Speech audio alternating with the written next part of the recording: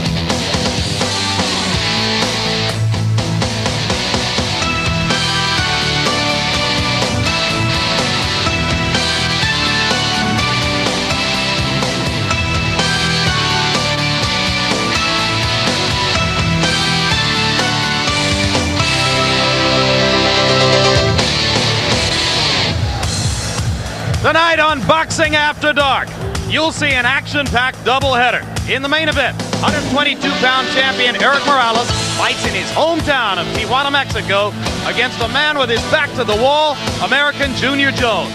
First, at 126 pounds, Cesar Soto, hoping to become a featherweight force, takes on Carlos Rios of Argentina. We're at the Toreo de Tijuana in Tijuana, Mexico. It's a bull ring, converted tonight for the sweet science of boxing. Fans from both sides of the border have been cramming into this 14,000-seat arena as the afternoon has turned to evening to see how the best of their 122-pound fighters fares against one of the best from north of the border. A hot night in a border town. A touch of evil in the air as we ready for the blood passion of Boxeo After Dark. And hello again, everybody. Welcome to this special edition of HBO's Boxing After Dark. They are thrilled here in Tijuana to see our HBO cameras on hand as we come to you from a bull ring, a proper setting to continue tracking the up and down career of American Junior Jones, one of the better fighters of the 90s, but a man given to unexpected defeats.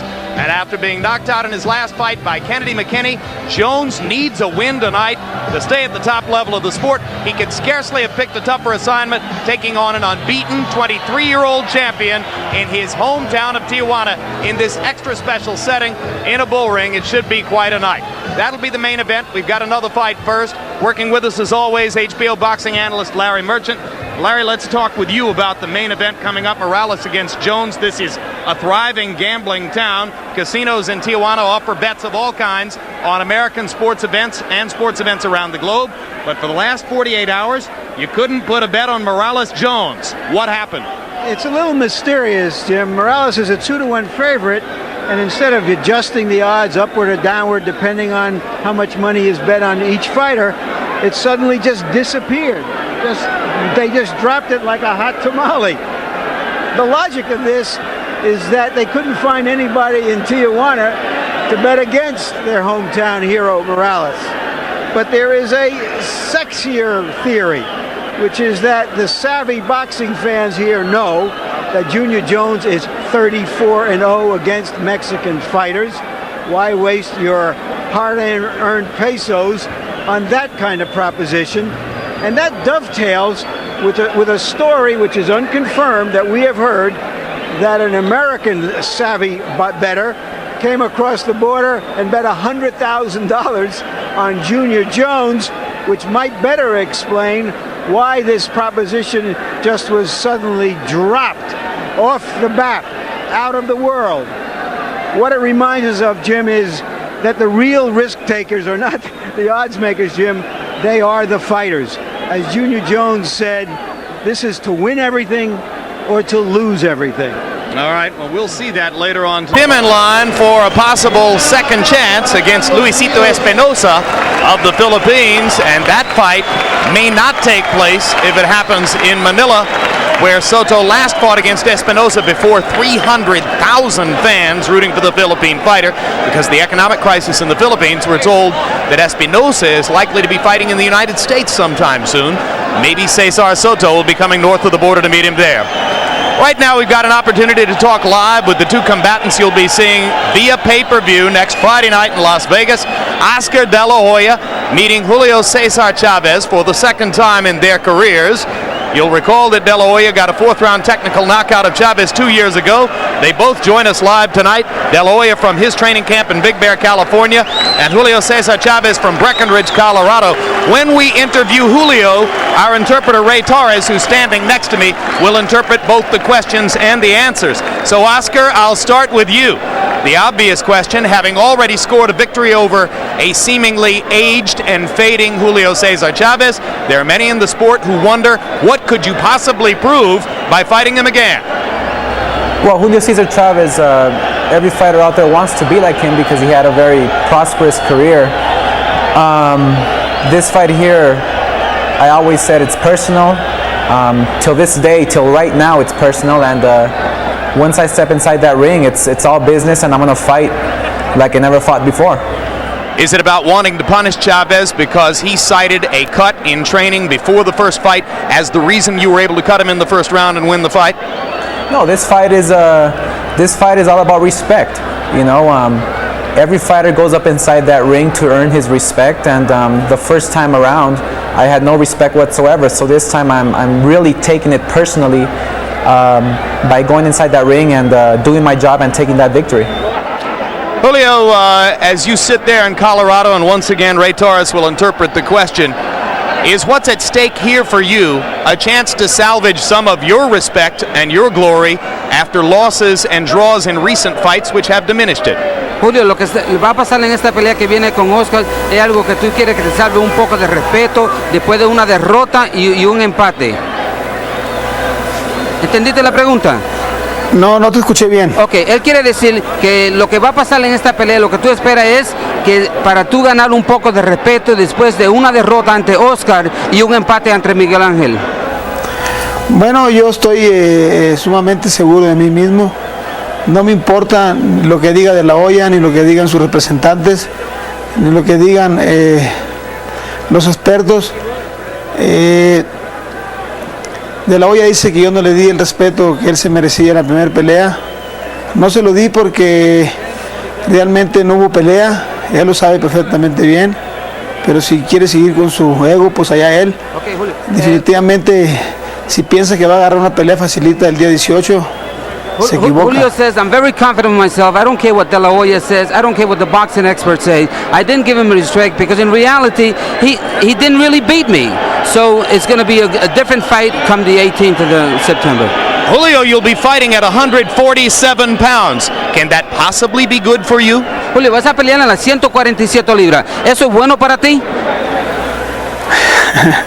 Bueno, no es bueno para mí porque soy peso welter junior natural. Actualmente estoy pesando 146 libras, pero yo traté de negociar con Bo Arum que la pelea se realizara en 144, 145 libras máximo, pero no aceptaron. Pero aún así he hecho un trabajo muy especial para esta pelea. No voy a subir flácido a la pelea, voy a subir perfectamente bien en 145 libras máximo, 146 máximo. Y sin nada de grasa en el cuerpo. Okay, Julio says definitely it's not going to be to my advantage fighting at 47 pounds. I wanted the fight to be at 44 pounds. I negotiated with Bob Arum till we had that fight at that weight, but it wasn't so. They wanted at 47, but I will make the best of it, and I feel confident. All right, another question for you, Oscar De La Hoya. We understand that you have an arrangement, if you beat Chavez, to go forward into November and fight against the much-celebrated fellow welterweight champion Ike Quartey of Ghana on November 21. As sacrilegious as it might be to look past a fighter with the history of Julio Cesar Chavez toward the fight with Quartey, it certainly seems possible in this instance. Any danger of that? No, not at all. I'm not looking past Julio Cesar Chavez. I never said it's going to be an easy fight. I never said it was going to be an easy opponent. I'm very ready for this fight, physically, mentally. I've prepared myself to my fullest extent, and I feel that this fight here, of course, it can present a very difficult match if I let it be, but like I said, I'm very ready, and we have a contract in November. We have a scheduled fight in February, even in May, but that's the type of fighter I am, a very confident one. All right, thank you very much. Gracias, Oscar de la Hoya. Gracias a usted también, Julio Cesar Chavez. Y veo a las 2 next Friday night in Las Vegas when you meet. Thanks again for both of you. So now let's turn our attention to the main event here in Tijuana tonight. Hometowner Erik Morales against Junior Jones in a terrific battle at 122 pounds. Larry, we've seen the worst of Junior Jones, his fading, heat-affected loss to John Michael Johnson a few years ago in Las Vegas, his knockout at the hands of Kennedy McKinney last December. But we've also seen the best of Junior Jones, such as his 2 wins over rising Mexican legend at that time, Marco Antonio Barrera. If that Jones shows up, the guy who beat Barrera twice, is Morales good enough to beat him? If that Jones shows up, Jim, Morales will have to raise his game if he's going to get both ears and the tail in the bullring of this fight.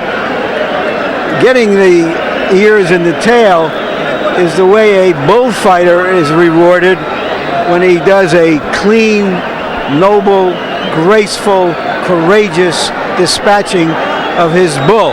By demanding a tough, dangerous opponent like Jones, Erik Morales wants our ears and our eyes in the boxing world so that we can tell the tale of a new and important presence in the featherweight divisions. Jim, when a young, unbeaten fighter with a belt takes this kind of a fight, this kind of action, even though he doesn't need it financially, attention must be paid. And it shows the confidence Morales has, particularly fighting here in his hometown of Tijuana. Of course, you've seen the great Roy Jones score some of his successes in his hometown of Pensacola or nearby in Tampa and Jacksonville. You know what it's like to fight before your friends and family in a setting like this. So given Jones's past success and history, and given Morales' advantages of fighting here in a bull ring in Tijuana, who has the edge tonight? Well, it's very difficult to say. Number one, Erik Morales knows that the crowd is on his side. Anything he does is going to seem very substantial here because they're going to roar about just about everything. If he lifts his eyebrow, they're going to roar because they're supposed to. This is their guy. However, Junior has been very successful against Mexican opponents, so I think it kind of balances out.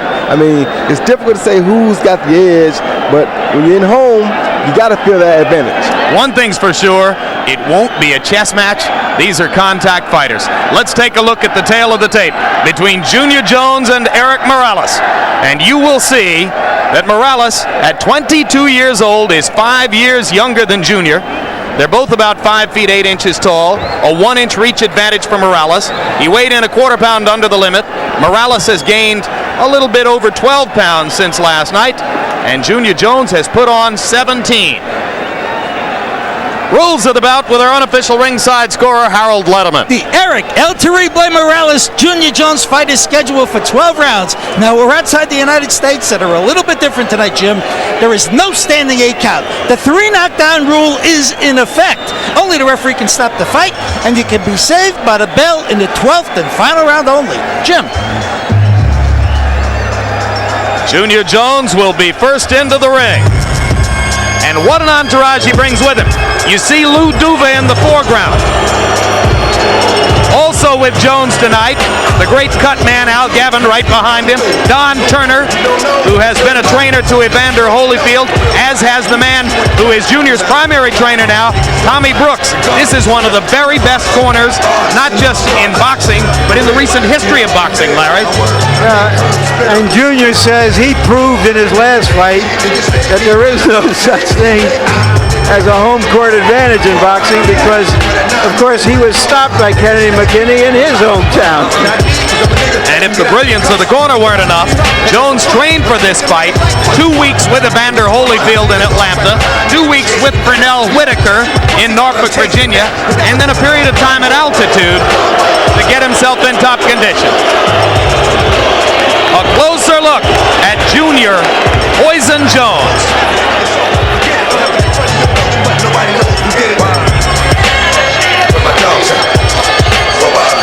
All the way into his career, 10 years or so, his first fight outside of the U.S., and once again, he has dominated many of the best of the Mexican fighters in the lower weight divisions. Astonishing statistic. New York fighter, 34-0 against Mexican fighters. Here comes Morales.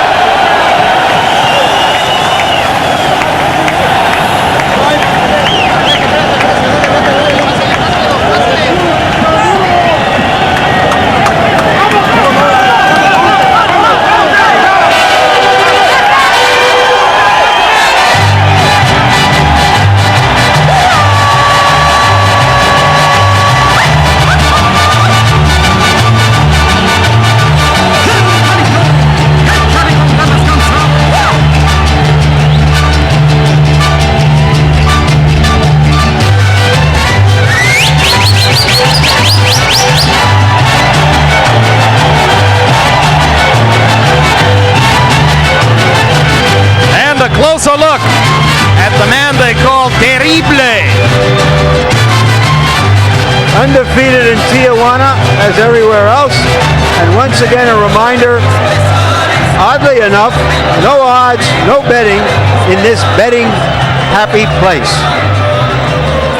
Let's go to ring announcer Danny Valdivia for the introductions.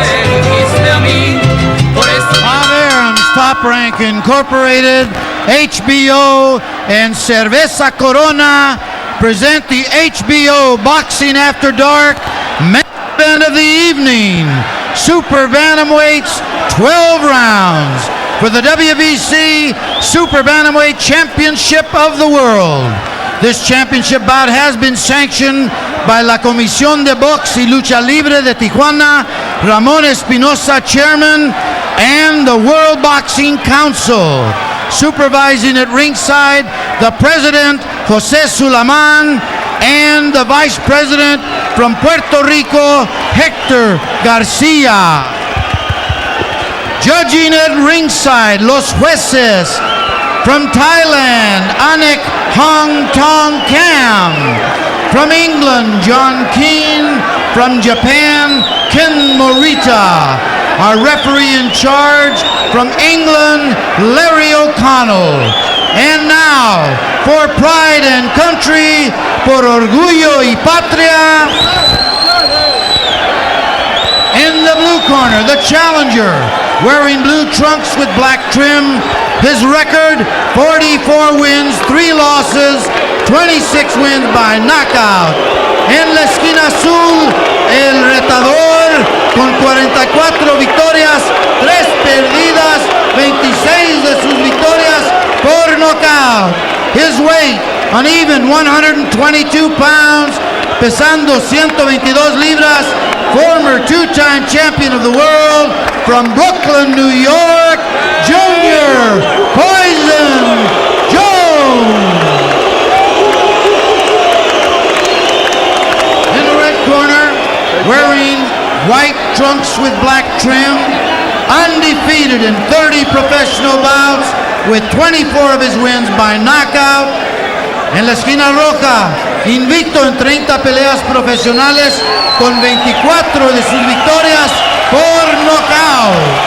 He weighed in at 121 3/4 pounds, pesando 121 3/4 libras, from Tijuana, Baja California, México, the WBC Super Bantamweight Champion of the World, Erik Terrible Morales.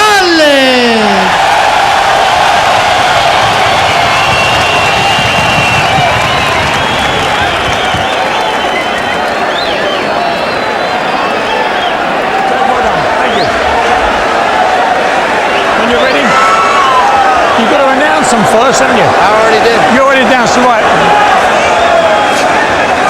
Good luck to both of you. Both had your instructions in the dressing room. May it be a good contest and may the best man win. Good luck. For both fighters, No problem. at this stage of their careers, Junior Jones put it best to repeat, it's win it all or lose it all.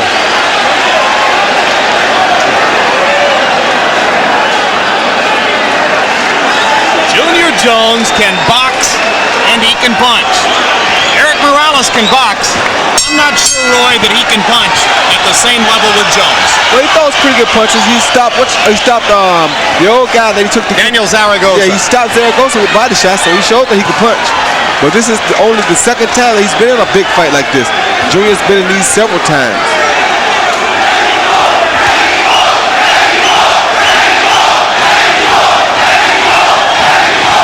Every element of crowd noise you hear, the chants, the cheers, the spontaneous eruptions, will all be for El Terrible Erik Morales.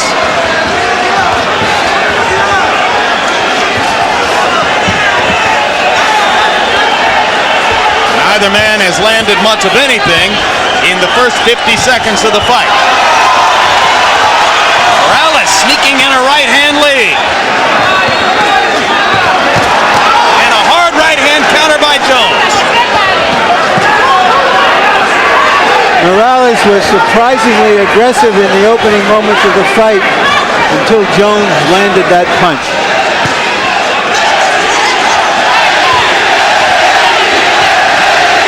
You made an interesting point yesterday after we met with Morales. You said that he looks to you like a fighter who struggles to make weight. Elaborate. Well, he's so gaunt, but on the other hand, when you're 22 years old, you can get away with such things as making weight. As you get older, it's harder.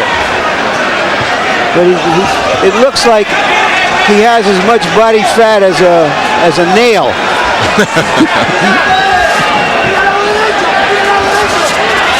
Jones is the one who actually gained the most weight, though. That's true. So it wasn't too easy for him either. Junior missing with a right hand. Left hand lands for Morales.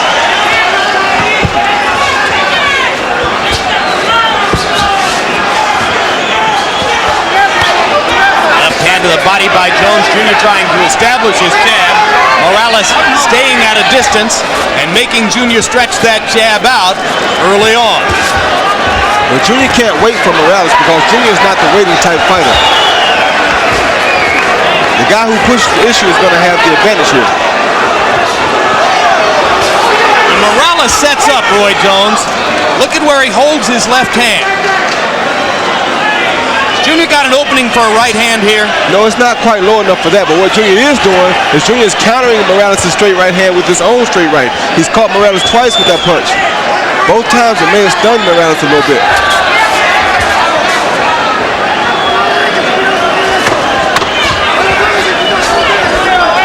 So the aggression Morales showed in the first minute and a half disappears after the counter right hands. And it was a cautious final minute of round number one.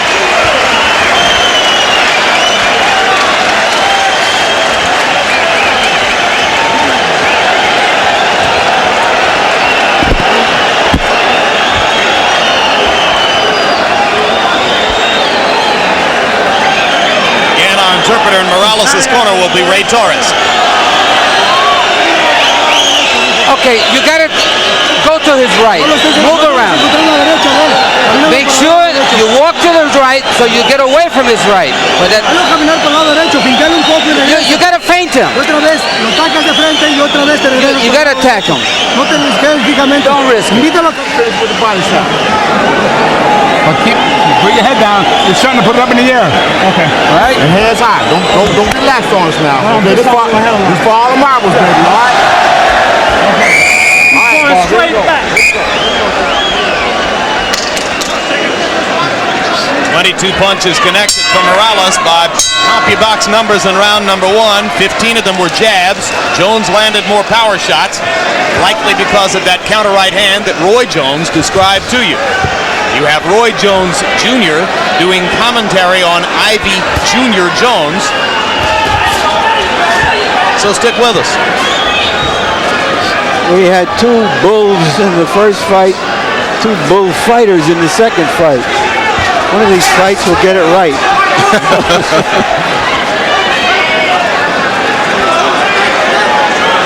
One thing I think is bad here is that I don't think this is the pace that Erik Morales really wants to fight Junior at. Junior has the most experience, and I think this is his pace of fighting. Good right hand that Morales took.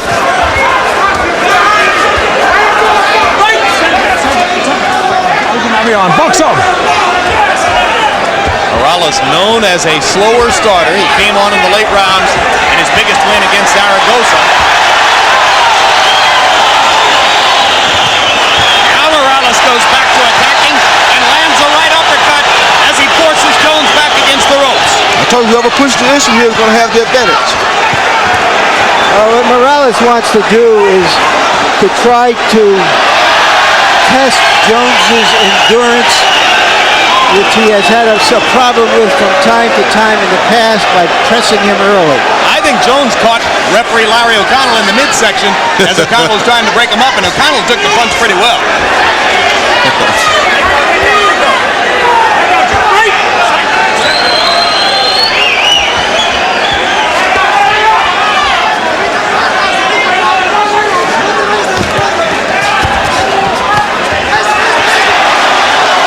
Morales just missed with the right hand. Jones tapped him with the counter left.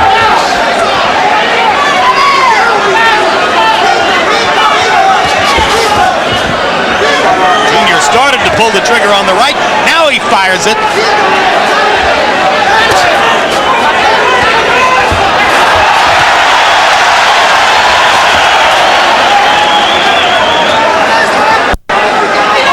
Kind of looks like both men think they can counter Roy, and they're waiting for each other to attack. They are. That's why I said whoever takes the lead has the advantage in this fight. Now Erik has a mouse on his right, under his left eye. Yeah. There's another right hand for Jones, right under the left eye of Erik Morales. That mouse is turning red. It's not flowing with blood yet, but it may open up. A slippage, and once again, that's the slippery corner. That's the one where you saw Rios slip several times in the first fight.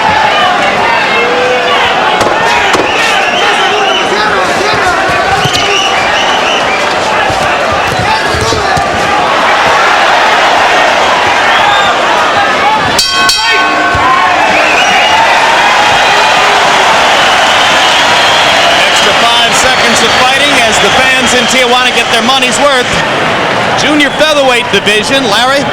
Yeah, Bungo is unknown here. He may fight here later in the fall. He's had more title defenses than anybody else with his belt. There's Morales and Jones, Kennedy McKinney, Barrera, who is on his comeback trail, and Wayne McCullough, who is going to be fighting Prince Hamed at the end of October.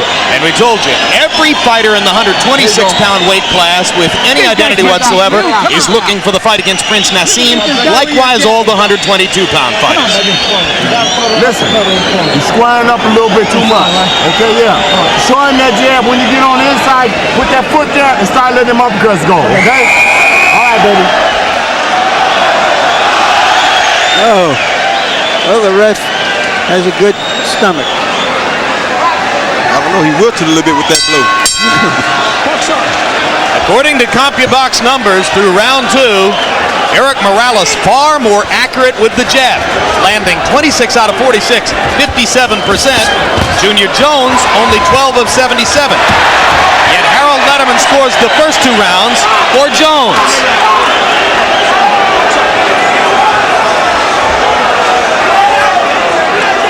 Interpreter Ray Torres telling us that between rounds, Erik Morales' father, Jose, manager and trainer in his corner, asked Erik to get closer to Junior Jones, not fight from so far outside. Yes, because he has to push the issue. You can't stand out there and let Junior have his way. He has the experience already, and if you let him fight his fight, you're not going to beat him like that. And Junior got a chance in there to bust Morales with another counter right hand and landed it right on the cheekbone, which is swelling under Morales' left eye. Yeah, but Erik came out with some good combinations of his own just now. Morales has delivered some punishment in the first 3 rounds. He's taking some in return.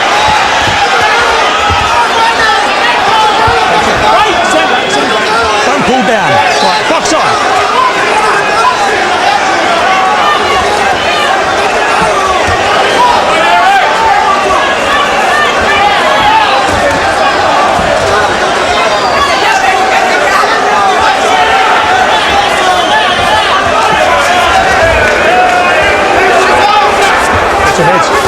Break! Stand back.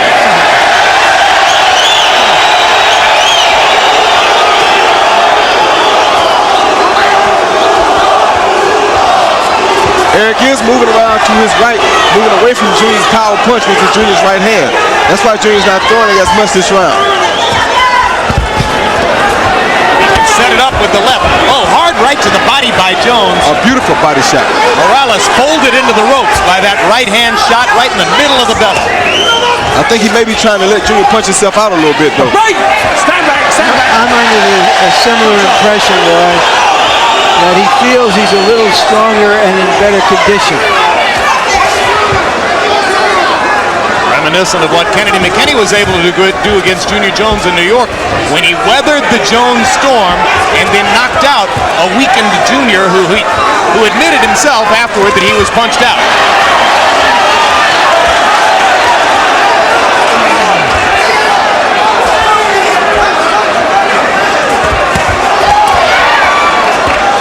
Hands out. Let go, let go, let go, let go. O'Connell warning Jones for holding Morales' right arm. Junior was working the body with the right hand, and now he's got a trickle of blood coming from Morales' nose. Against McKinney, he dropped McKinney early in the fight and got reckless. Here he's under much greater control.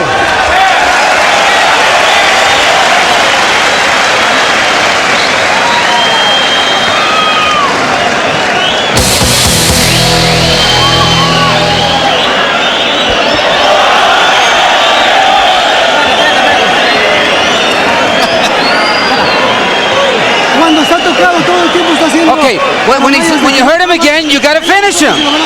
If you see him hurt, you got to go after him. He was off balance most of the time. You had him going, and you got to get to him. Stay close to him.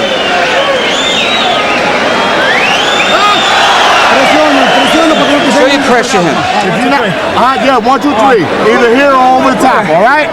Here we go, drink this one. All right, let's go.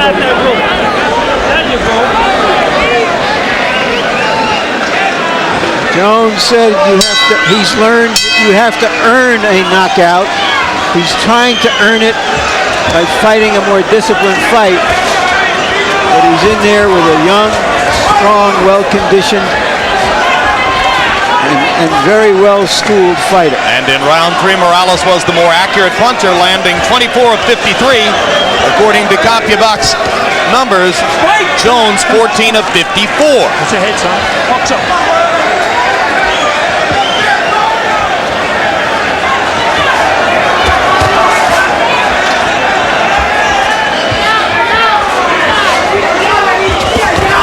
Junior's jab is the best thing working for him right now.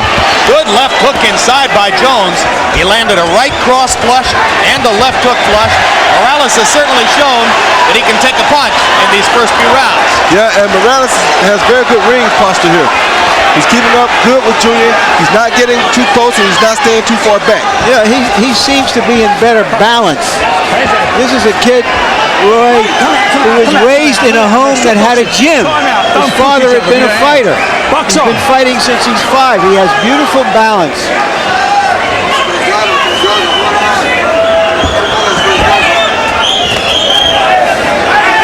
Let go, take it out. The other thing that helps him is he doesn't overcommit to his punches. That's one of the things that Evander Holyfield was trying to get Junior Jones to respond to. Holyfield telling Jones, if you don't overcommit to your jab, you'll be in a better position to knock a man out with the right hand.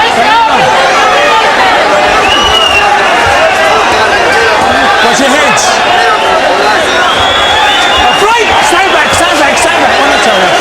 Come on, fight. Hit your heads up. Go for it. Box up. Jones keeps telling Holyfield he's going to break out a 10-pound can of kick-ass on him.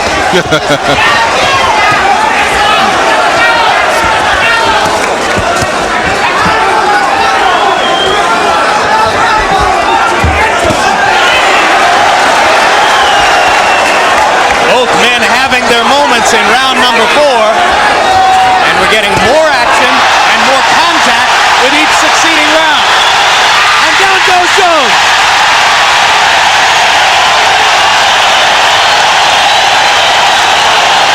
And he has a bad cut, Jim. And he's also very tired. Same round in which Kennedy McKinney was able to finish Jones. Junior Jones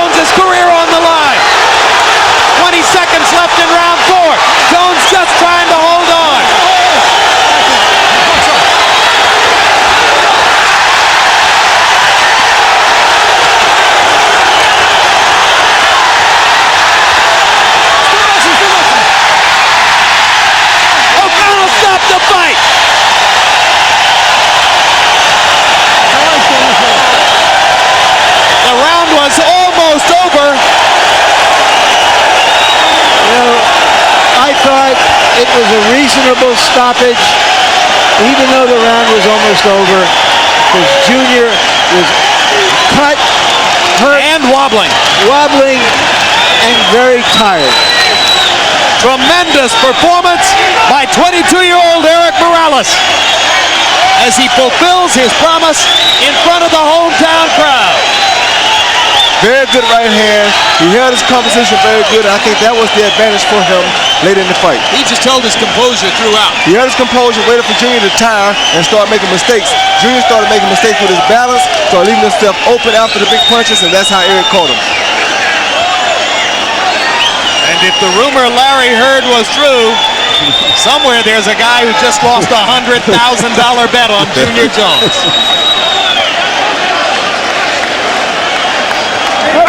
Well,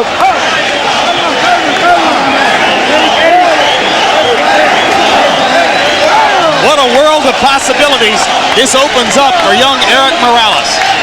Yeah. Let's take a look at the knockdown. This is not the stoppage that ended the fight, but rather the knockdown that set it up. Clean right hand that hurt Junior badly. He's trying to hold on. Another right hand on top of the head just sort of pushed him over. That was the punch that really did the damage. One of those right hands, in addition to helping facilitate the knockout, opened a big cut over Junior's left eye. Yeah, I think it was the one that he caught him with in the beginning. He caught Junior trying to throw a right uppercut from the outside, which was very dangerous.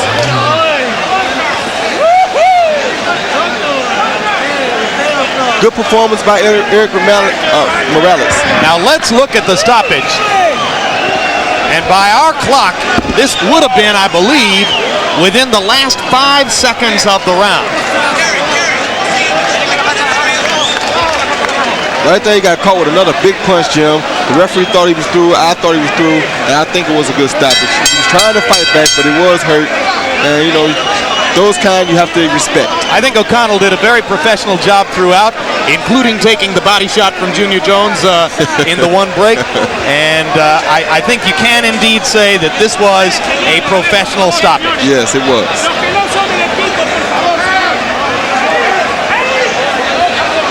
It isn't the referee's job to follow the clock. It's the referee's job to protect fighters. That's right. That's his first job. All right, let's go to Danny Valdivia for the official particulars.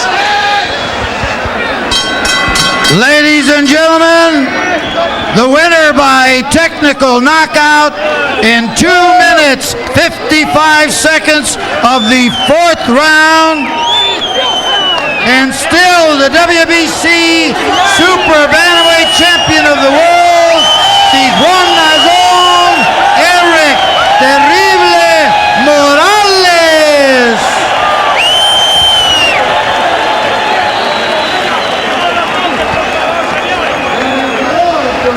Técnico en 2 minutos 55 segundos del cuarto asalto, Erik Terrible Morales. Final punch stat numbers. And you can see that Morales landed 36 more punches than Jones, threw almost as many, was connecting at a much higher percentage. One reason why, he was considerably more effective with the jab. By choosing to be the aggressor, Erik Morales made his jab effective and backed Junior Jones up, Roy. Yeah, that's the worst fight for Junior Jones to be able to fight, is backing up. He's a power puncher. He does not fight good on his heels. He does not fight good backing up. So Erik Morales came in with a perfect strategy, and it worked for him. And Larry Merchant stands by in the ring right now. Thank you, Jim. Congratulations, Erik. It seemed as if you felt that you were stronger and in better condition than him. Parece que tú sentías que tú eras más fuerte y en mejor condición que él. Sí, desde luego, yo venía muy bien preparado a esta pelea. Hice un gran trabajo, yo creo que trabajo de mucho tiempo entrenar en el centro ceremonial Tomí. Yeah, absolutely. I had a great training. I've been training in the mountains, and I felt with my preparation I would be stronger than him. It seemed to us that you were more aggressive than we have seen you in some fights. Why? Nos parece que tú eras más agresivo, más que en lo que te hemos visto en otras peleas. ¿Por qué? Porque estamos en Tijuana. Vean, tiene más de quién sabe cuántos años que el toreo no se llena. Y además, pues, era mi oportunidad de demostrar que soy un campeón de verdad. I was more aggressive because we're in Tijuana. It's been many years since this place was used for a boxing match. I'm home, and I wanted to do that. Did this event, you're taking a dangerous opponent like Jones, fighting at home and getting this recognition, live up to everything you had hoped for? Tomando esta pelea que fue muy peligrosa con un oponente como Jones, es lo que tú esperabas y el resultado es todo lo que tú anhelabas. Lógico que sí. Of course. Salí un poco golpeado, pero pues es caso del oficio, ¿no? Me entregué hacia adentro, todo el tiempo fui por el rival y pues... Yeah, I gambled, I took a chance, I came out a little beat up and around the eyes, but everything came out just the way we expected it to do. Thank you very much. Muchas gracias. So, as we said earlier, excuse me, Jim. We have Junior Jones now. Keep everybody over there. Keep them all over there. All right, Junior Jones, you said you were ready for this fight. You came out under control. You didn't lose your composure. And yet Erik Morales just seemed to be stronger and quicker than you were. Oh man, I guess like he raised us up a little bit. You know, like I said, I mean, things happen, and then like I said, but he just fought a good fight. I made a mistake, and he just capitalized off that mistake. Is he as good a fighter as you have ever fought before? No, he's about average fighter that I fought before. Not as good. If he's not as good, then where are you if he was still able to beat you? I mean, things happen. It's not the point of saying he's that good. I mean, this is boxing. Like any good fighter, you make a mistake and you get caught. That's the whole thing. And like I said, I mean, it's no big deal. He's a good fighter. I never said he wasn't a good fighter. Will you continue to fight? I don't know right now. I mean, right now, let me get to this. But right now, my head is still on fighting, so I'm not discouraged or anything like that. We just gotta see what's over the horizon, and I guess take it from there. Thank you very much, Junior. So, Jim, as we said earlier, attention must be paid when a young fighter who has everything to lose takes such a fight in his hometown and is ready for it and has made an announcement to the world. He did win the ears and the eyes and our tail in this bullring tonight. Jim? All right, thank you, Larry. And Roy, let's go directly to the main subject in the 122 and 126-pound weight classes, which is who gets a shot at some of that Prince Naseem money. Now, the Prince has a fight coming up against Wayne McCullough, another 122-pounder coming up on October 31, and there's never any guarantee that he gets past it. But assuming that the Prince stays alive against McCullough and is still out there, Junior had seen this fight as a stepping stone to Prince Naseem. He's got major business problems now. But Larry talked about Morales' balance and technique, and those things would stand him in very good stead against Naseem's style, wouldn't they? They would be very good for him because Naseem fights that unorthodox type of fight. He never keeps good balance. He never has good posture, but he gets the job done. Erik Morales is a perfect regular strategic-wise fighter. He keeps a trained fighter. Yeah, he keeps perfect balance. He has good punching power, not the best, but it's good. So those are the type of fighters that you want to see excel and see how they do against the guys with the great punching power, but not so good posture or not so good footwork. Again, no guarantee that the Prince can get past Wayne McCullough of Ireland, but if he does, I'd love to see Morales against Prince Naseem. I would too, but of course, I think my man is first in line, Derek Smoke Gainer, because he's been waiting for the Prince for some time now. So I would like to see either of these fighters fight Prince because I think both of them are very good opponents for the Prince. They're not guys who are going to go out there and lay down. They're both fundamentally sound, and they make for excellent opponents for the Prince. Gainer, of course, put Kevin Kelly out of the picture. Well, thank you, Roy. Another terrific night, and we thank you all for being with us. We'll have a final word on this boxing night in a bull ring in a moment. Now here's some upcoming programs.